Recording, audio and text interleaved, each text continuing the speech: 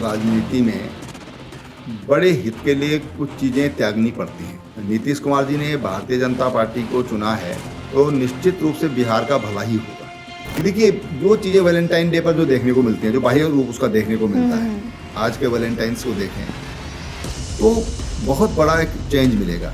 Media को भी ये लग रहा है कि ये इसकी डिमांड है, पब्लिक इसको देखना चाहती है, सनातन को समझ रहे हैं, जनता इसको सुनना चाहती है, इसलिए तमाम मीडिया का फोकस भी उधर हुआ है। अरब देश है, आज वहाँ पर मंदिर बन रहा है, आज वहाँ पर हमारे प्रधानमंत्री जाते हैं यूएई में तो उनका राम धुन के साथ मस्जिद में स्वागत होता है। इतने प्रधानमंत्री देश के हो गए, किसी ने वहाँ जाना भी, रामलला के जन्म स्थान पर माथा टेकना भी उचित नहीं समझा, कोई वहाँ पर नहीं गया।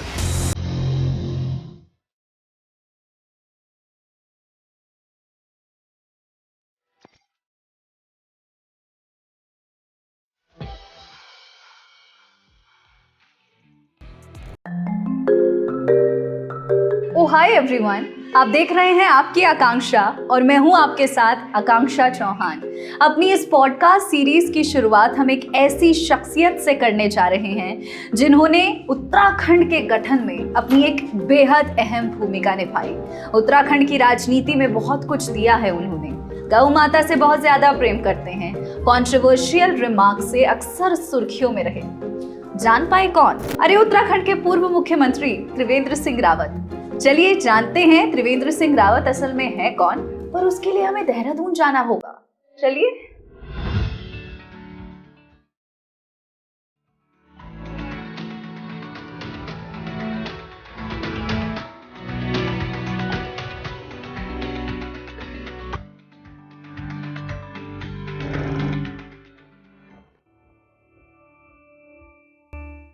बहुत स्वागत है उत्तराखंड के पूर्व मुख्यमंत्री त्रिवेंद्र सिंह रावत का हमारे पॉडकास्ट आपकी आकांक्षा नोइंग द रियल यू में। तो त्रिवेंद्र जी, आपसे जुड़ी हुई मैं कुछ बातें करना चाहूँगी। जब जैसा कि मैंने बताया, मैं आपके बारे में काफ़ी पढ़ रही थी, एक हफ्ते से मैं पढ़ रही हूँ, रिसर्च कर रही हूँ आपके बारे में। तो आपने मास्टर्स की है जर्नलिज्म में और फिर 1979 में आपका सियासी सफ़र शुरू हो गया। तो क्या ये पहले से सोचा हुआ था कि पॉलिटिक्स में जाएंगे, उससे पहले हम जर्नलिज्म कर लेते हैं, या फिर ये एक ऑर्गेनिक प्रोसेस था कि मास्टर्स की डिग्री ली पत्रकारिता में और धीरे धीरे रुझान बढ़ा और आप सियासत में आ गए? नहीं, देखिए, मैंने कहा बेसिकली राष्ट्रीय स्वयंसेवक संघ का कार्यकर्ता हूँ। राजनीति में मेरी कभी बहुत गहरी अभिरुचि नहीं रही है। अच्छा। कॉलेज लाइफ में भी, कॉलेज में चुनाव होना चाहिए, वहाँ पर छात्र संघ बनना चाहिए, उसके लिए मैंने संघर्ष किया, लेकिन मैं छात्र संघ का नेता बनूं, मैंने कभी उसके लिए कोई संघर्ष नहीं किया कि मुझे भी छात्र संघ का अध्यक्ष होना चाहिए, कभी नहीं किया। और जब मैंने उसके लिए लड़ाई लड़ी और छात्र संघ का चुनाव हमारे कॉलेज में हुआ जी, तो मैंने उसमें कहीं भागीदारी नहीं करी। सबको लगता था कि ये भागीदारी करेगा, लेकिन मैंने उसमें कोई भागीदारी नहीं करी। 1981 मैं राष्ट्रीय स्वयंसेवक संघ का प्रचारक बना। अच्छा। गढ़वाल में रहा, देहरादून में रहा, मेरठ में रहा, और उसके बाद 10-11 साल के बाद मैं बीजेपी का संगठन मंत्री के नाते मैंने काम संभाला 1993 से और 2000 लगभग 2001-2 तक जी, या एक लास्ट तक कहना चाहिए, 2001 कहें तो ज़्यादा ठीक है। तो संगठन में मेरी अभिरुचि रही। अच्छा। जब 1993 में मुझे कहा जा रहा कि चुनाव लड़ने की तैयारी करो, चुनाव लड़ो, मैंने कहा नहीं, मैं चुनाव नहीं लड़ना चाहता। मैंने मना किया स्पष्ट, और मैंने कहा कि मैं संगठन का कार्य करता हूँ, मैं संगठन में मेरी अभिरुचि है। तो मुझे कहा गया चलो तुम बीजेपी का संगठन का काम देखो फिर। तो मैंने बीजेपी के संगठन मंत्री के नाते काम देखा, और पूरे उत्तराखंड में मैं कह सकता हूँ कि हम लोगों ने, चाहे विधानसभाएँ हों, लोकसभा हो, कोऑपरेटिव हो, तो हमने एक अच्छी जीत की शुरुआत हम उस समय हमने की। क्योंकि मेरा ये मानना है कि राजनीति के लिए भी बेस्ट ऑर्गेनाइजर की ये बहुत बड़ी जरूरत है जी। राजनीति में भी एक आइडियोलॉजी के लिए लड़ने भिड़ने वालों के, समर्पण करने वालों की भी एक अच्छी संख्या होनी चाहिए, तभी हमारी राजनीति ठीक चल सकती है। नहीं तो फिर राजनीति केवल कुर्सी की राजनीति हो जाती है, सत्ता की राजनीति हो जाती है कि किसी तरह से हम कुर्सी पे बने रहें, उसके लिए आया राम गया राम, इधर उधर जहाँ भी जाना है लुढ़कते पुढ़कते रहो और अपनी कुर्सी संपचा के रखो। तो हम उस तरह की राजनीतिक व्यक्ति या उस तरह की राजनीति में हमने कभी विश्वास नहीं किया और ये माना कि भाई राजनीति देश के लिए बहुत जरूरी है। कोई भी काम अगर हम करना चाहते हैं, कोई वैज्ञानिक कोई काम कर रहा है तो अगर उसके साथ राजनीतिक इच्छा शक्ति नहीं जुड़ती है तो वैज्ञानिक वैसे उसकी रिसर्च वैसी की वैसी रह जाएंगी। तो बहुत जरूरी है कि उसके साथ राजनीतिक इच्छा शक्ति हो। हम पर्यावरण की बात करते हैं, आज पर्यावरण संरक्षण के लिए अगर उसके साथ राजनीतिक इच्छा शक्ति नहीं, कुछ भी काम हो, मैं समझता हूँ एक दो उदाहरण देना काफ़ी रहेगा। तो कोई भी सिद्धि अगर हम चाहते हैं तो उसके साथ राजनीतिक इच्छा शक्ति का जुड़ना बहुत ज़रूरी है। और इतना हम मानते हैं कि राजनीति इसके लिए होनी चाहिए, सौदेश्य राजनीति होनी चाहिए। अच्छा त्रिवेंद्र जी, हम और आप देहरादून में बैठे हुए हैं, ठीक ठाक ठंड का मौसम है, लेकिन हमारे पड़ोसी राज्य बिहार में, जैसे आपने आया राम गया राम का जिक्र किया, तो अभी मेरे दिमाग में ये सवाल बना कि वहाँ पर नीतीश कुमार मुख्यमंत्री पद की शपथ ली है और दोबारा शपथ ग्रहण की है, लेकिन बीजेपी का दामन थाम कर। क्या लगता है कितना फायदा हो पाएगा आगे जाके? नहीं, देखिए कई बार क्या होता है कि राजनीति में बड़े हित के लिए कुछ चीज़ें त्यागनी पड़ती हैं, छोड़नी पड़ती हैं। मकसद आपने किस मकसद से सब कुछ किया है, वो मकसद स्पष्ट होना बहुत ज़रूरी है कि हम किसको चुने। नीतीश कुमार जी ने भारतीय जनता पार्टी को चुना है तो निश्चित रूप से बिहार का भला ही होगा। अच्छा, देश की राजनीति का भला ही होगा, ये मेरा मानना है। और यही सोच करके ये जो नीतीश कुमार जी ने शायद भारतीय एनडीए को ज्वाइन किया है। अच्छा, बिहार की राजनीति की बात कर ली, उत्तराखंड की राजनीति पर जब हम गौर करते हैं तो जब से उत्तराखंड का गठन हुआ 2000 से ही, भारतीय जनता पार्टी का कोई ऐसा मुख्यमंत्री नहीं रहा है जिसने अपना फुल फ्लेज्ड टेन्योर पूरा किया है। हालांकि कांग्रेस के मुख्यमंत्री रहे जिन्होंने अपना फुल फ्लेज्ड टेन्योर पूरा किया, लेकिन क्या लगता है ये जो पैटर्न है उसकी वजह क्या है? नहीं, देखिए ये ठीक होना चाहिए, ये उचित नहीं है और किसी भी व्यक्ति को पूरा समय मिलना चाहिए काम का। और विकास के लिए, अगर विकास की राजनीति करनी है तो उसके लिए बहुत जरूरी है कि राजनीतिक स्थिरता हो। जी, मैं सैद्धांतिक रूप से इस बात का पूरी तरह सहमत हूँ। बाकी क्या क्या कारण है सब जानते हैं, अलग अलग समय पर अलग अलग कारण होते हैं। और लेकिन अगर राजनीतिक स्थिरता है तो उसमें विकास ठीक तरीके से हो सकता है। पार्टी की सोच, लीडर की सोच, लीडर का विजन, ये तभी क्लियर हो पाता है। बिल्कुल। अच्छा, उत्तराखंड का गठन हुआ, आप बहुत ज़्यादा एक्टिवली उस मूवमेंट में इन्वॉल्व थे। अभी विकास की भी आपने बात की, कितना विकास हो चुका है उत्तराखंड का जब से गठन हुआ? देखिए, उस राज्य बनने के बाद निश्चित रूप से जो विकास की गति है उसमें काफ़ी तेजी आई है। अगर हम तब देखें, तब का हम यहाँ का इंफ्रास्ट्रक्चर देखें, यहाँ का टूरिज्म देखें, यहाँ का हॉर्टिकल्चर देखें, यहाँ का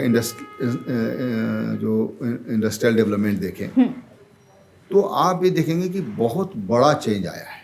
अच्छा, यहाँ पर बिजली की व्यवस्था देखेंगे उस समय क्या थी, पानी की स्थिति क्या थी, तो तब और आज में बहुत बड़ा चेंज दिखाई देता है, बहुत बड़ा चेंज दिखाई देता है।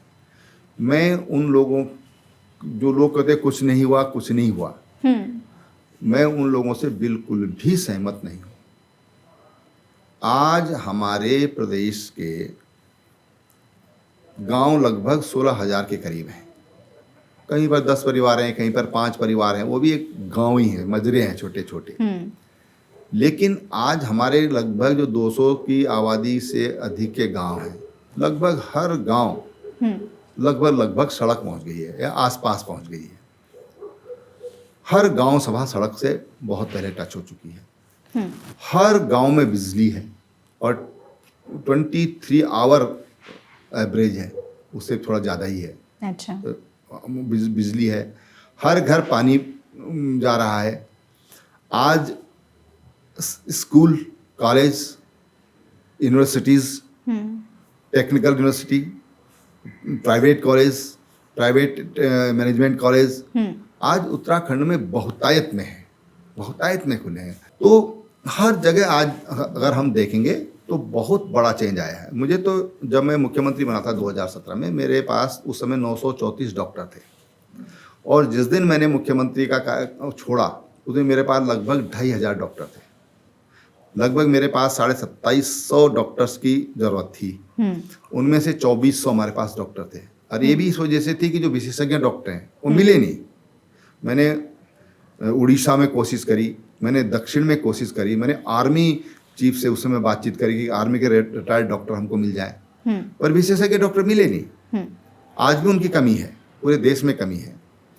और इसलिए हर सेक्टर में आप देखिए तो बहुत अच्छी तरक्की हुई है, ये मैं कह सकता हूँ। लेकिन डेवलपमेंट ये सतत प्रक्रिया है, सतत प्रक्रिया है।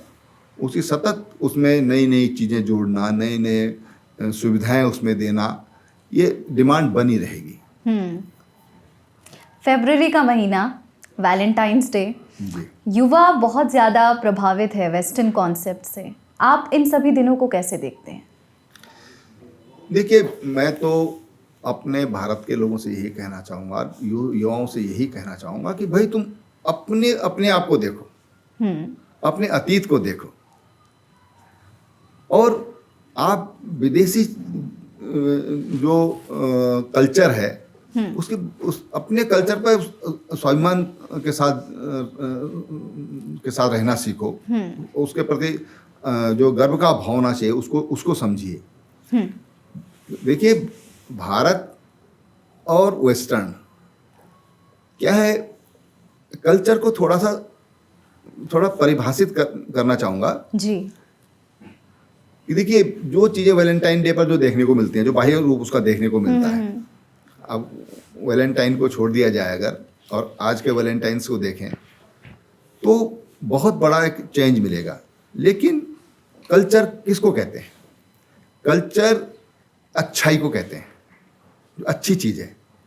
तो अच्छी चीज़ को अडॉप्ट करिए आप जो बाह्य जो चीज़ें हैं उनसे बचिए, अंतर का सुख देखो, अंतर का प्रेम देखो, तो वो चीज़ असली है। आप बाह्य चीज़ों से थोड़ा बच के रहेंगे तो मैं समझता हूँ कि आपका जीवन भी ठीक होगा, आपके जीवन साथी का भी सही होगा, और समाज में भी एक अच्छा स्वस्थ वातावरण बनेगा। सनातन धर्म पर कुछ बात कर लेते हैं। सनातन धर्म की एक तरह से लहर छा चुकी है। आप सोशल मीडिया खोलते हैं, आपको रील्स मिल जाती हैं, कोई इस मंदिर जा रहा है, कोई उस मंदिर जा रहा है। केदारनाथ में तो बैन भी हो गया था रील बनाना।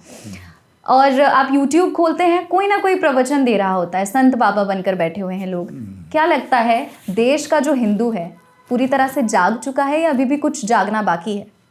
देखिए, जागे रहने के लिए बहुत ज़रूरी है कि लगातार जागते रहो, जागते रहो, जागते रहो का मंत्र जपते रहें। जागते रहो का संदेश लोगों को मिलता रहे।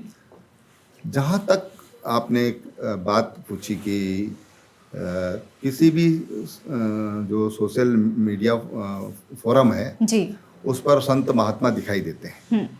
तो संत महात्माओं की नई चीज़ नहीं है कोई। भारत में तो ये परंपरा हजारों साल पुरानी है। संन्यास की परंपरा बहुत लंबी हमारी परंपरा है, और दुनिया में हमारे संत जाते रहे। नहीं, बिल्कुल है, अब भी जाते हैं। लेकिन मीडिया को भी लग रहा है कि हाँ भाई, उसका महत्व तो समझ रहे हैं, सनातन को समझ रहे हैं। मीडिया को भी ये लग रहा है कि ये इसकी डिमांड है, पब्लिक इसको देखना चाहती है, जनता इसको सुनना चाहती है, इसलिए तमाम मीडिया का फोकस भी उधर हुआ है। अच्छा। लेकिन ये जो परंपरा है, हमारी ज्ञान परंपरा है, ये कोई आज की नहीं है, या ये 150 साल की नहीं है, तो हजारों साल की है। लेकिन प्रचार अब लोग देखना पसंद कर रहे हैं, जैसे आप लोगों डिमांड है। जी जी जी, मीडिया तो डिमांड के हिसाब से चल रहा है। तो मीडिया को लग रहा है डिमांड है तो भाई इनको लाओ आगे, ये है। जी जी। इसके साथ ही मैं सोशल मीडिया की, जैसे हम लगातार बात कर रहे हैं, क्योंकि सोशल मीडिया पूरा डिजिटलाइज हो गया है सब कुछ। मीडिया खुद डिजिटल है, हर एक पत्रकार डिजिटल प्लेटफॉर्म पे है। सबसे पहले आपको खबर आपके फ़ोन पे आ जाती है, आप टीवी पे देखते हैं उससे पहले। तो एक कोटेशन मैं पढ़ रही हूँ, बहुत ज़्यादा वायरल हो रहा है, कि कहा जाता है कि जो प्यार की मिसाल है वो ताजमहल है, लेकिन अब ये चेंज हो चुका है। अब बात की जा रही है राम और सीता की। जी, देखिए मैं वही कह रहा हूँ ना कि हमको अपने अंदर भी देखना पड़ेगा, झांकना होगा। हम अपने अंदर झांकें कि भाई प्यार है क्या, प्रेम है क्या, और हमारी भारतीय जो मनीषा है, हमारी जो भारतीय चिंतन है, उसमें क्या है। अगर हम उसको उस पर झांकने की कोशिश करेंगे, उसको समझने की कोशिश करेंगे, तो जो बात आपने कही कि आज प्यार का उदाहरण राम और सीता दिया जाता है, तो हम उस चीज़ को फिर जब समझने की कोशिश करेंगे, तो तब तो हमारे पास उसकी वास्तविकता समझ में आएगी, या कंपैरेटिव जो चीज़ें हैं, जो तुलनात्मक चीज़ें हैं, तो तब तो हमको देखने में, समझने को मिलेगा जी, जब हम उसके बारे में पढ़ेंगे। अभी मैं पढ़ रहा था कल परसों ही कि इस समय रामचरितमानस की बहुत डिमांड बढ़ी है और पेंडेंसी है, उपलब्ध नहीं हो रही किताबें, तो लोग अपने आप को समझने की कोशिश कर रहे हैं। और इसका सबसे बड़ा कारण यह है कि आज हमारे देश का प्रधानमंत्री दुनिया के देशों में जाता है, अपनी वेशभूषा में जाता है, अपनी भाषा के साथ जाता है, अपने कल्चर के साथ जाता है, अपनी संस्कृति के साथ जाता है। एक बार 10 दिन के प्रवास में थे, नवरात्रि चल रहे थे, उन्होंने केवल नींबू पानी के अलावा कुछ नहीं लिया। अभी राम जन्मभूमि पर प्राण प्रतिष्ठा का कार्यक्रम था, तो उन्होंने 1 हफ्ते तक अन्न ग्रहण नहीं किया, और भगवान रामलला के चरणामृत से और उन्होंने अपने व्रत को खोला। जब देश का राजा, देश का प्रधानमंत्री इस सोच का होगा, तो तब अपनी कल्चर को लोग समझेंगे जी। आज जो हमारे ये जो अरब देश हैं, आज वहाँ पर मंदिर बन रहा है, आज वहाँ पर हमारे प्रधानमंत्री जाते हैं यूएई में, तो उनका राम धुन के साथ मस्जिद में स्वागत होता है जी। जब आप अपनी चीजों को स्वयं ही भूल जाएंगे, तो दूसरा क्यों आपको याद दिलाएगा भाई।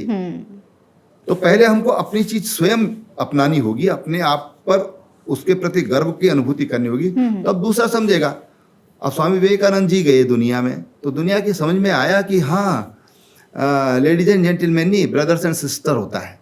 एक भारत का चिंतन है कि सारी जो महिलाएं हैं वो हमारी बहन की तरह हैं, जितने पुरुष हमारे भाई की तरह हैं, हम भाई बहन करके उनको संबोधित करते हैं, वसुधैव कुटुंबकम की बात करते हैं।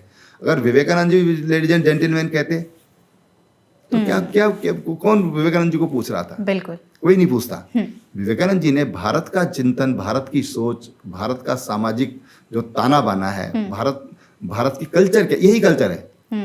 ये ब्रदर एंड सिस्टर्स कहा उन्होंने जी, लेडीज एंड जेंटलमैन नहीं कहा, यही कल्चर है। और वो कल्चर को लेकर जब हम जाएंगे, जब हमारे प्रधानमंत्री उस कल्चर को लेकर जा रहे हैं, तो आज वो भाव लोगों में खड़ा हो रहा है। लोगों को लगा नहीं भाई, हम भी कुछ हैं जी। अच्छा, पर राम मंदिर के निर्माण से आपको क्या लगता है 2024 के लोकसभा चुनावों में भारतीय जनता पार्टी को कितना फायदा हो सकता है? देखिए, मैं समझता हूँ कि इसको राजनीतिक नज़रिए से नहीं देखा जाना चाहिए। ठीक है, ये बात सच है कि उससे भारत की राजनीति प्रभावित होगी, ये बात सच है, इसको अस्वीकार नहीं किया जा सकता। लेकिन हम उसको, हर चीज़ को राजनीतिक चश्मे से न देखें। राजनीतिक चश्मे से देखने के कारण जो देश की आज़ादी के बाद जो मुक्त हो जाना चाहिए था, जैसे सोमनाथ को मुक्त किया सरदार वल्लभ भाई पटेल ने, कन्हैयालाल माणिकलाल मुंशी ने, और तत्कालीन राष्ट्रपति उसमें गए थे, है ना। जवाहरलाल नेहरू नाराज भी हुए थे कि आप वहाँ क्यों गए। ये चीज़ें देश की आज़ादी के बाद हो जानी चाहिए थी, लेकिन नहीं हुआ। तमाम लोगों को मौका मिला, इतने प्रधानमंत्री देश के हो गए, किसी ने वहाँ जाना भी, रामलला के जन्म स्थान पर माथा टेकना भी उचित नहीं समझा, कोई वहाँ पर नहीं गया। तो इसको दृष्टिकोण थोड़ा बदलना चाहिए, बदलना होगा। वो हमारे आराध्य हैं, हमारे मानबिंदु हैं, वो हमारे एक ऐसे चरित्र हैं जिनके अनुसरण करते हैं। गांधी जी ने भी राम राज्य की बात करी, भारत भी कहता है, कोई भी दल कहता है तो हम सब राम राज्य स्थापित करेंगे, और राम राज्य स्थापित करेंगे, वहां पर मस्जिद बनी हुई है उनके जन्म स्थान पर। तो ये तो इसको हम अगर राजनीतिक फायदे की दृष्टि से देखेंगे तो वो उचित नहीं है। ये होना चाहिए और इसलिए ये हुआ है, ये सब किया है। और जो लोग राजनीतिक चश्मे से इसको देख रहे हैं, मुझे लगता है कि उनको अपना चश्मा बदलना चाहिए। ठीक है। अच्छा, अयोध्या तो अब झांकी है, काशी मथुरा बाकी है। अभी हाल ही में ज्ञानवापी की एएसआई रिपोर्ट्स भी सामने आई हैं। 839 पन्नों की वो रिपोर्ट है, मैं पढ़ रही थी। खंडित मूर्तियां मिली हैं, जो स्तंभ है, शिलालेख मिले हैं, स्वास्तिक, नाग देवता, कमल पुष्प कौन सी मस्जिद में होते हैं? आखिर कौन सी मस्जिद में रुद्र लिखा होता है? क्या लगता है, Kashi Vishwanath is the next step? देखिए, हिंदू समाज ने 3 मंदिरों की डिमांड करी थी, काशी विश्वनाथ, अयोध्या और मथुरा। ठीक है ना? इनकी डिमांड शुरू से रही है, विश्व हिंदू परिषद के माध्यम से रही हो, या संत समाज के माध्यम से रहे होंगे, या वहाँ के आम समाज के माध्यम से रहे होंगे।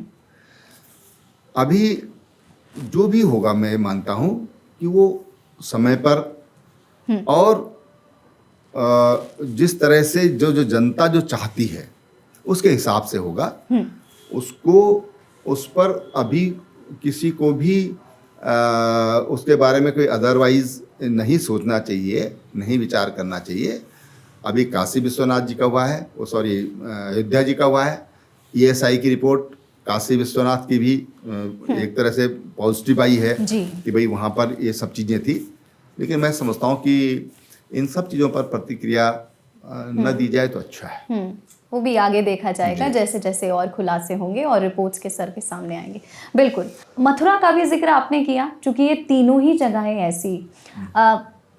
अभी आपने काशी विश्वनाथ के बारे में भी बोला कि इस पर प्रतिक्रिया नहीं देनी है, तो आपका सेम ही उत्तर मथुरा के लिए भी होगा कि जल्द ही कोई तस्वीर सामने आए, इस पर भी कोई प्रतिक्रिया नहीं? देखिए, सब चीज़ें प्रक्रिया में हैं, उसके बारे में भी कुछ लोग कोर्ट में गए हैं। कोर्ट उस पर जैसे भी मार्गदर्शन करेगा वैसे सरकार को करना चाहिए। बिल्कुल बिल्कुल। बहुत बहुत शुक्रिया त्रिवेंद्र जी ये समय देने के लिए। तो ये थे त्रिवेंद्र सिंह रावत, एक कुशल रणनीतिज्ञ हैं, भारतीय जनता पार्टी में बहुत एक्टिव मेंबर हैं, एक प्रोमिनेंट लीडर, उत्तराखंड के पूर्व मुख्यमंत्री रहे, बहुत अच्छा काम किया।